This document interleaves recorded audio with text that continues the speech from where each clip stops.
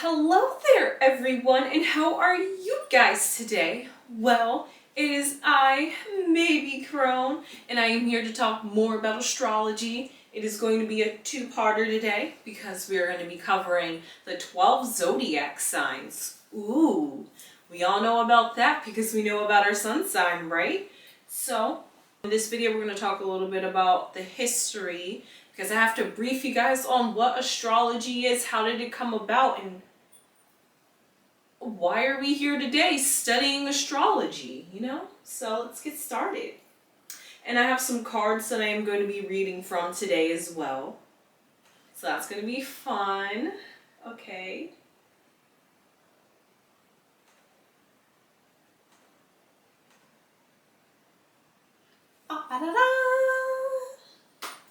This is so cool. I got this from an article because it just looked really pretty.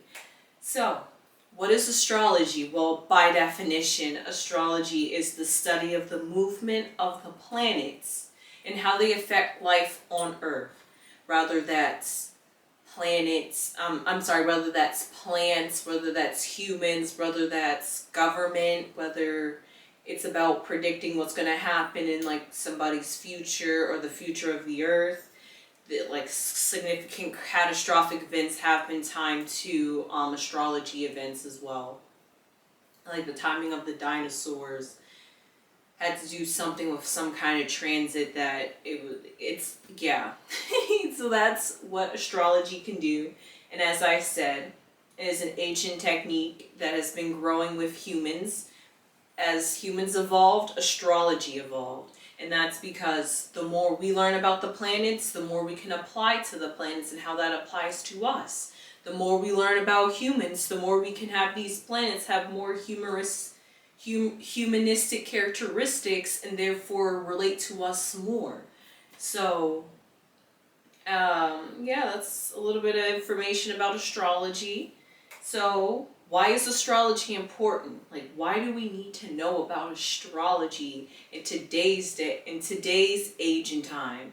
Well, as I said earlier, it can help predict government. It's all about numbers. Numbers is everything. So because astrology has to deal with numbers, and because we have these orbits and movements of planets and other celestial bodies mapped down to like a precise measurement, we're able to figure out when these planets are going to happen before they happen. We can literally predict the future in like 100 years if we want to, and figure out what is it going to be like in the future. Obviously, we're not going to know what life is like on the planet, but we're going to know what the energy will be like in the future and how that might affect people in that day and time. And if we also, history, if we look at how certain transits happen and how certain planets move, because these planets, the farther they out, the longer they take to orbit. Like Pluto stays in a sign for 12 years.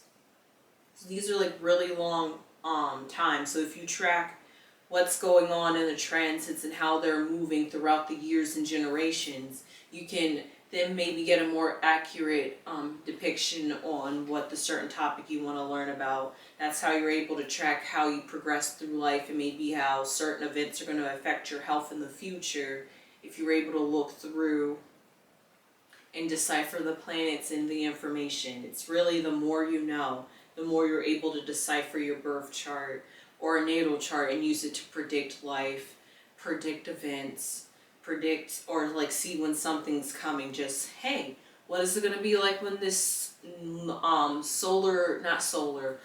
eclipse that's coming on November 8th? What is that going to look like? Well, I can already pull up the birth chart and show you guys. I did not think about that for my birth chart, for the natal chart when I was showing you guys for an example in the next video, so I do apologize about that one. That would have been a really great idea. But I am going to make a video about the lunar eclipse, because that is something we'll be able to view if you're in America in certain portions. It's really hard to see solar eclipses because typically when they happen, they're in the southern half of the hemisphere. So like India and like all those countries get to view partial and solar lunar eclipses. Partial and solar eclipses almost every year. These things happen 2 times a year. We have a solar eclipse 2 times a year, once in the beginning of the year, once towards the end, and we have 2 lunar eclipses, one towards the beginning of the year and one towards the end. And we are able, the northern hemisphere, we're able to see the lunar eclipses more often than the solar eclipses. So when you you can hear a solar eclipse in the northern hemisphere, it's like a really rare occasion. It's very good to go check it out. So where did astrology come from? Well, it came from Babylonia, which was in ancient Mesopotamia. And this is a map of where Mesopotamia is. And as you see right here in this small picture, in this small circle right here, that is Babylon. And yes, this is the ancient Babylon that was in the Bible. So what they did here was they used and observed the stars to predict their life. Like, just like how we read every day, reading astrology was something people did every day, just to know what their day was like, or just to know what's going to happen. And should I do this day? Should I plant? It was really also good for gardening, and not gardening, agriculture, and trying to grow things, because if you study the seasons, and if it's going to be able to track if it's going to be like a cloudy day or like a really humid day through the movement of the planets. This is what they were able to do in ancient time, and this is how they were able to do agriculture, and how they were able to grow and have life and civilization. And it was really just, and they didn't really use it for, oh, I'm this sign, so what is going to happen to me today? It wasn't nothing like that. It was just pretty basic. Just, this is what the stars are today, so this is what can happen to anybody. It wasn't, oh, let's see what's going to happen to you today, just looking at your chart. No, it was like one chart for everybody. It wasn't a chart that was singleized for each person. It was just chart, everyone gets it, because this is the day that we're looking at, so what's affecting us today. Not looking at who you are as a person on the inside and how today's planets are affecting you, because you are a snapshot of history and a picture of the energies that are in the skies and that's living through you, and you're feeling your energies every day being pulled and tugged by the planets that are today, and that's called transits, and that's how you figure out deeper into astrology, how to do really predictive astrology, health astrology, and things like that. So the evolution of astrology through the years, as I said, we started in Babylon, and then who was it? I think it was Alexander the Great.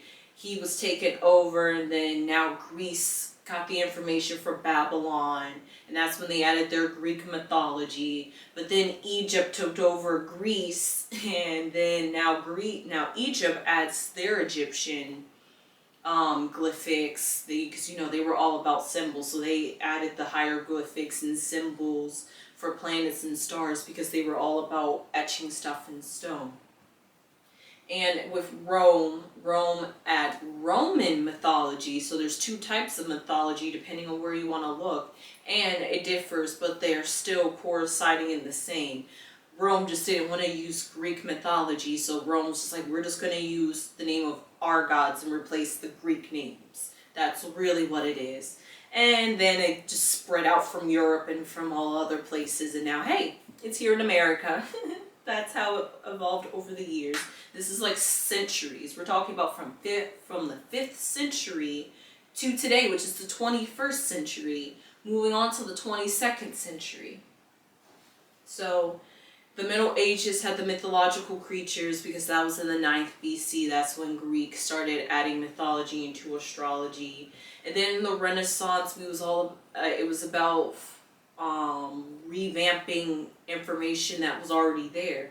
So hey, we have all this information about astrology. What can we do with it? Let's revamp it and try to use it for us humans. Why not? Let's learn about us. So let's take philosophy and think about it in a humanistic perspective, and really analyze humans rather than just analyzing the existence of everything, which is what philosophy does.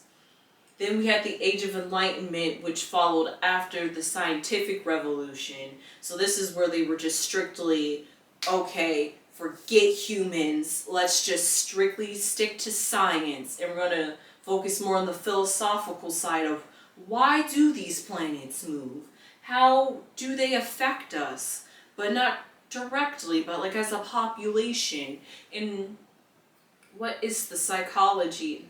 What is the philosophy behind why these planets exist? Are they really divine entities out there that's controlling us? That's where they started taking their perspective more. And then in the Victoria Age, it was all about spiritualism. Hey guys. So now we're thinking more introspective and be like, hey, let's not forget, we can look about ourselves too and understand ourselves.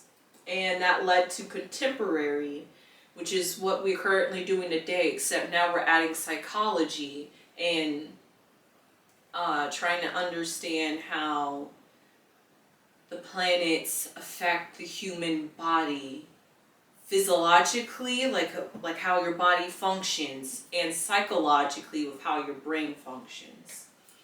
So there are two types of astrology. There's tropical astrology and Vedic astrology. In Vedic astrology, as you see right here, they call it sidereal, but that's going to be on the next page. This is where it starts today because this is where the sun is.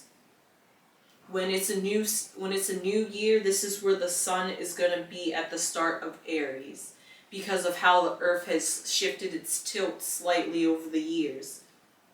However, in tropical astrology, we strictly keep it to the ancient astrology. So in ancient time, when it was a new year, the sun was right here at the new year rather than right here. So therefore, it's like a 24-day difference, a sense. Well, degrees, as they say. So it really, in reality, is probably like a 5 or 6 day difference between when Aries should start and when Aries actually starts. And that's what puts a gap between the information, because everything is now just slightly off and not really truly accurate. But we're following the ancient history and the ancient information, and we're using that today, but using it in modern terms. So we're revamping it. So in Vedic astrology, or sidereal as they call it, and it can also be called Indian astrology as well, this is what their birth chart looks like, and it's completely different. It's not a circle. I can't explain why it's in a in triangles and in a square. I'm not very well versed in Vedic astrology, except for the fact that it's about karmic astrology. So if you want to, that would make sense, because if you're following the sun today, so why are you here today? What's your purpose? What energies were you born in for real, not like a couple of days behind? What was the energies like when you were born that day?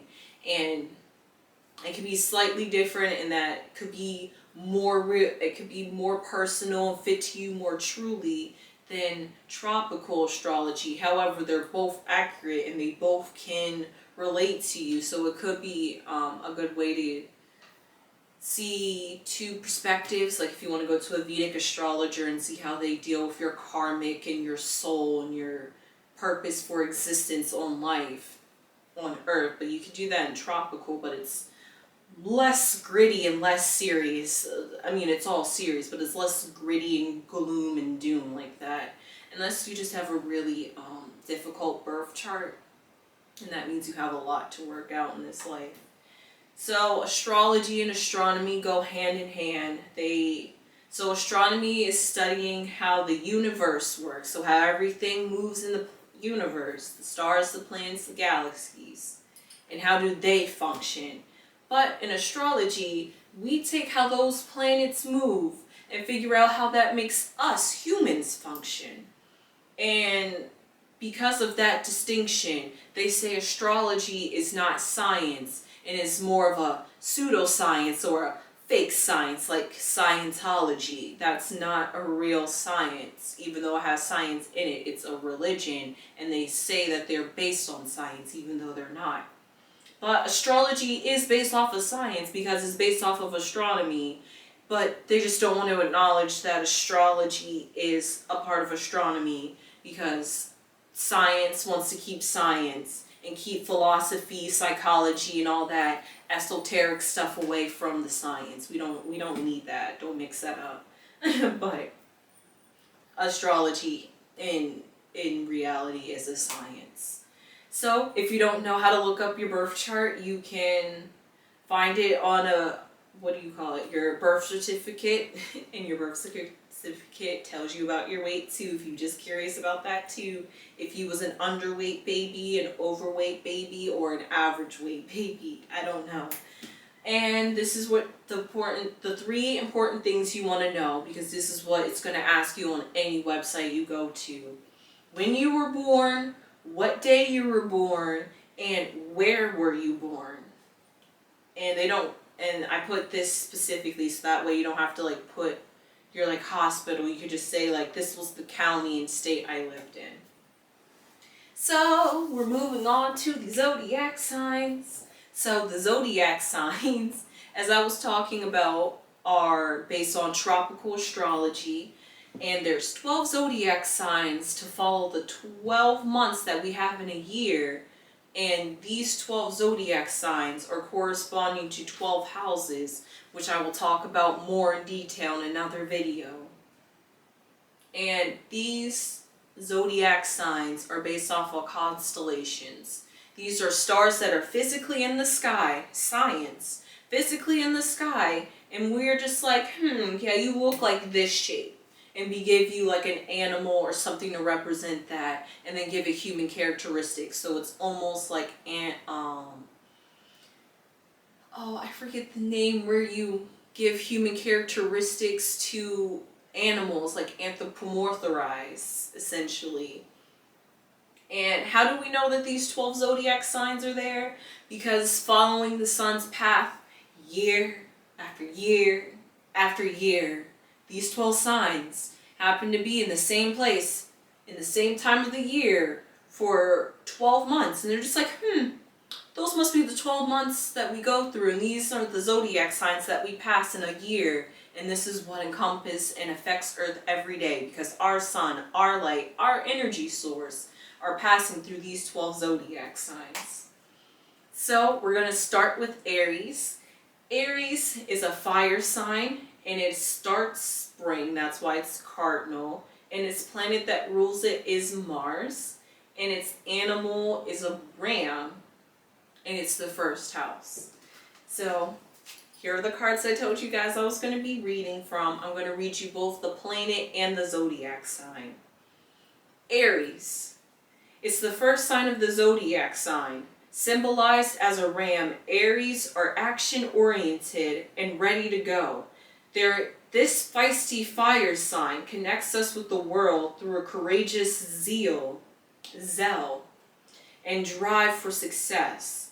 This is both a major blessing and a caution for this ambitious sign, as they have here to break boundaries with their trailblazing efforts. And why they say that is because rams use their horns to ram things in the headstrong. And you need that to start spring, because in order for things to grow, you have to sprout through the ground and floor out. So, what about Mars? Mars is known as the warring planet. So this is how we give these constellations personalities, by giving traits to planets, and these planets rule these zodiac signs because they share characteristics with the animal or mythical creature, and that tells you exactly how this fits in the season and how this fits with the zodiac sign, and later on how this fits into a house. So Mars is associated with confidence, courage, and ambition in life, and governs how we fight with others, how we protect ourselves, and these we care about. And those we care about are intimate desires and our aggressive and competitive side. That's what Mars represents, and that's what you get when you're in Aries. You have this strong drive, you're competitive and headstrong and really courageous. Nothing really stops you. Taurus, an earth sign, we're still in spring, we're in the thicket of spring, and there are two planets, well, a planet and an asteroid that rules Taurus, and that's Venus and Ceres. This is Venus, this is Ceres, and this is this Venus glyph, the female symbol, and the Ceres glyph, which represents the mother, and this represents a sickle that you cut wheat down. So Taurus is the second zodiac sign and is symbolized by a stubborn bull. They may work hard and play harder. Tauruses get attention when they enter a room and are known for their fashion sense. One of the most generous signs of the zodiac, Taurus is the best bae out there and definitely among the sexiest. Okay, I guess cows are sexy. Well, a little bit about Ceres and how this also relates to Taurus. Ceres is the largest asteroid between Mars and Jupiter. This is the asteroid belt that's in between Mars and Jupiter, and there's a bunch of asteroids, and Ceres is one of the largest of the asteroids and could have almost been considered a planet. Ceres is also associated with fertility, feminine cycles, and the seasons. Her daughter Persephone is taken to the underworld by Pluto, who's another planet that we're going to be talking about later, for 6 months every year. When Persephone was gone, Ceres goes into mourning. This is where she wasn't being fruitful, and it was kind of like winter and everything was dead. For 6 months, this explains the seasons. And then when Ceres got her daughter Persephone's back, she was happy and was fruitful again, and we're back to spring. So this represents that side where where Ceres is happy and in her fruitful state. It's spring. My daughter is back. Let me share with everybody now. I am no longer angry. I don't know how Venus got here. I guess I must have missed that for Taurus a little bit earlier. Didn't I? Yes, I did. Well, to tell you a little bit about Venus for Taurus.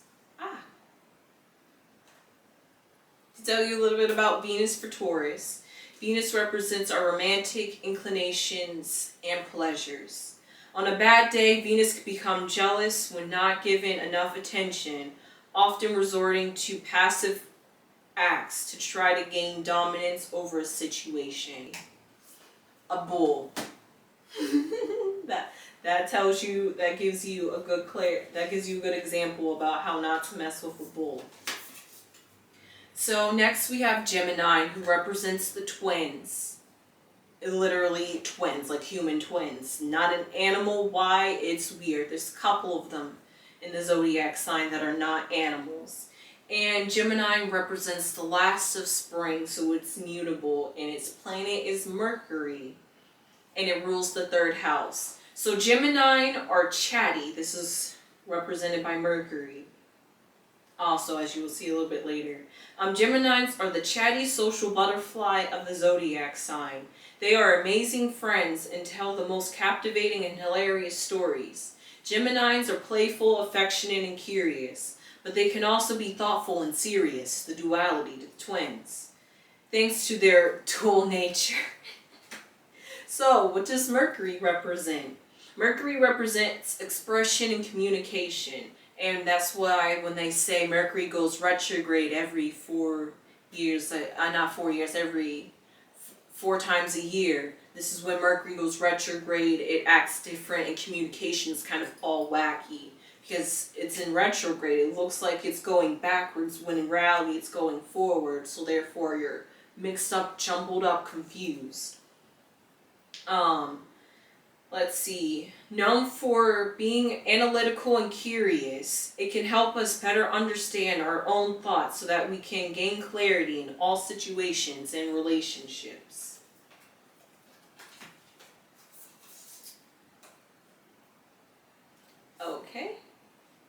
So here we have Cancer, and Cancer is the start of summer, cardinal.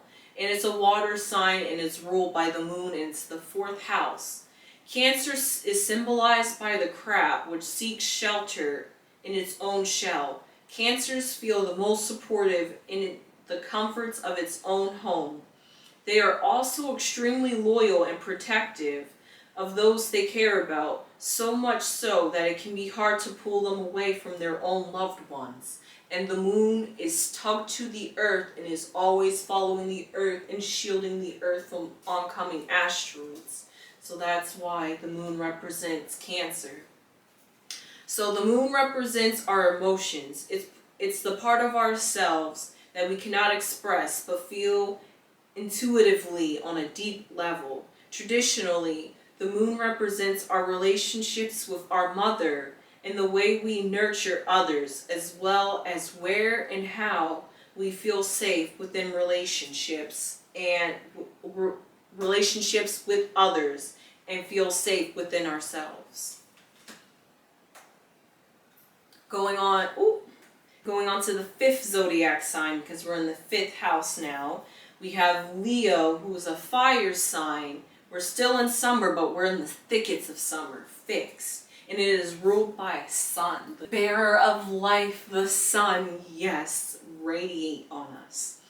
Leo is represented by the lion, and you can hear them roar as they enter every room with gusto.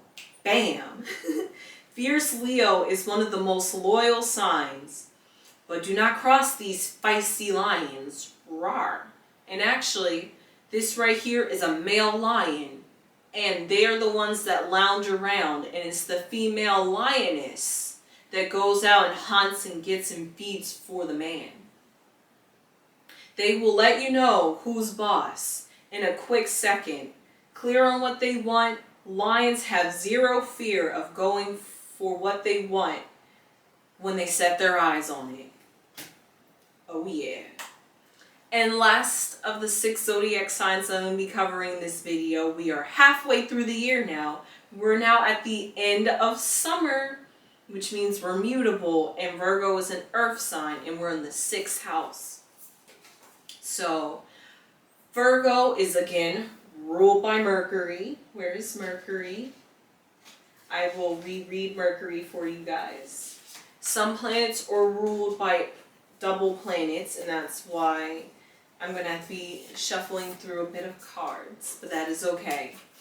So, ruled by tricky Mercury, this earthy sign, Virgo, makes their list and quick and check it a million times. So, to represent this is the virgin priest. These are the women that chose to be virgins, not literally not have sex, be virgin. No, be virgin and being pure and being, I will only have sex in order to give birth and give life because it is my duty as a woman to do this. It is my duty to nurture and tend to this fire that represents the life and energy of this city. It is my duty to give up everything in my life to tend to this fire because I am a woman and I should nurture this fire. The virgin priest. So Virgos symbolize a virgin, and they're all about perfectionism. They are one of the most detailed-oriented signs in the zodiac and will not stop until the job is done just right. Because if not, they will be dead. They have many hidden talents, though they are often afraid to share that with others because of fear of imperfection. Because if you share your talents, therefore, you're not being pure because you should keep that to yourself and not want to flaunt. But when they loosen up and let others in, they are amazing friends and they will have you for life. So, I'm sorry, but just the concept is just how we've grown in time and in the way of thinking, right? So again, Mercury represents how we communicate, and it is also known for their trickery, especially when it's in retrograde. So sometimes the virgins just like flappers in the 1920s. Women want to let loose, right? They don't want to have to stick and conform to this thing. So maybe they would want to be a little more promiscuous and keep it on the down low because they just want to please themselves. And what's wrong with that, being a little bit of selfish? But they had to be tricky because they didn't want to be considered impure, and because they really loved their job, but they didn't want to feel bad and feel condemned for what they want and what they love. And that is all I have for this video. I am glad you guys stuck around for this video, and I will see you in the next video where we cover the last 6 zodiac signs, and that is the second half of the year, and then we are done. So I hope you guys enjoyed this video. I hope you like, comment, and subscribe. Okay, I will see you guys later. Bye!